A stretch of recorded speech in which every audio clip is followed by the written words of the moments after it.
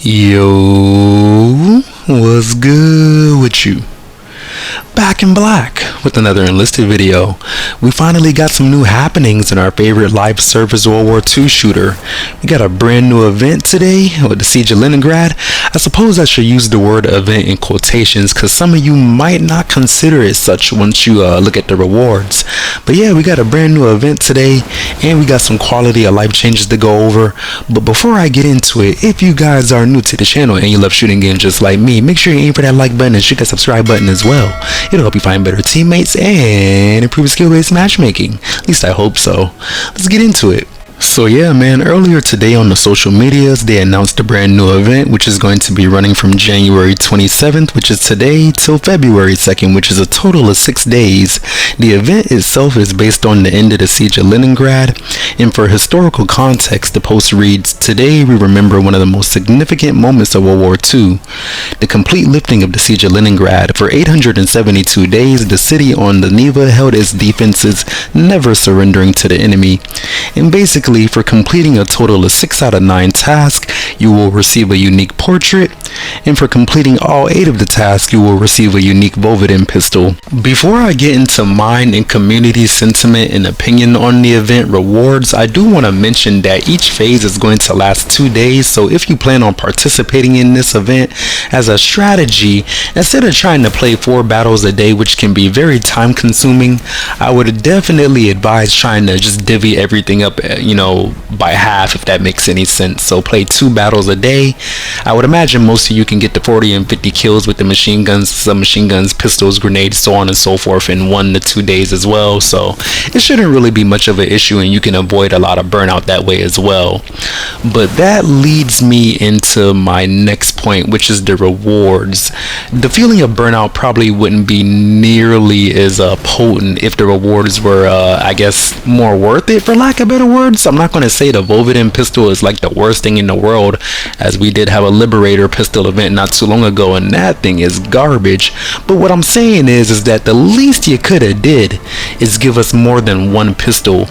Like, what is the issue with giving us 1 pistol for each phase of the event? Why does it literally have to be 1 pistol when we have a game that is comprised of tens and hundreds of soldiers for each squads, or all of the squads that we have in total?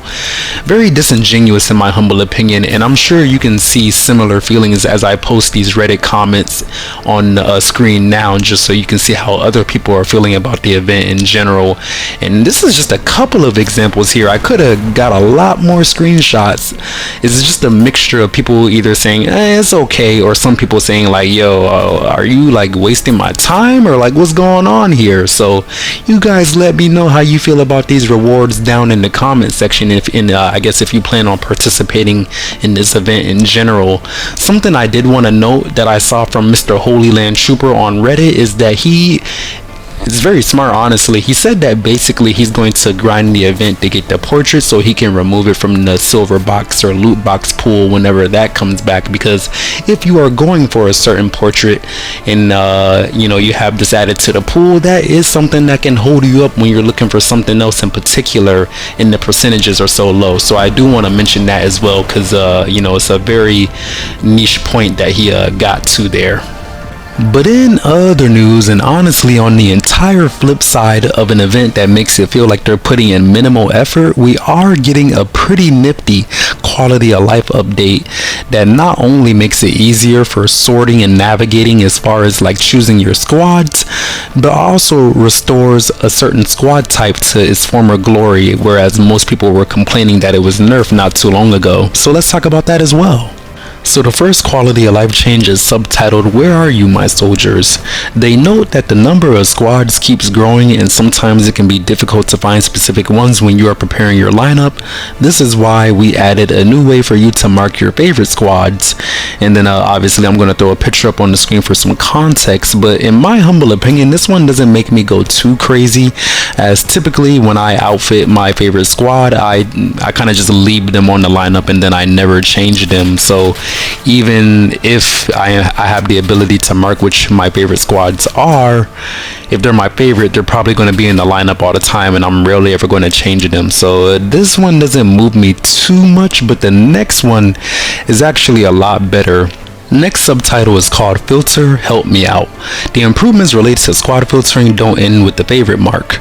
Now you can also filter your squads based on the battle rating, so preparing for a specific BR has become much easier, and this one is the one that I'm throwing my hands up and saying thank you so much for, because honestly, one of the most time consuming things in this game for me personally, and I'm a veteran, is just changing my BR to, I guess either make a video, or maybe I'm streaming and I want to like play a certain BR or change one on the fly. I typically just can't do that.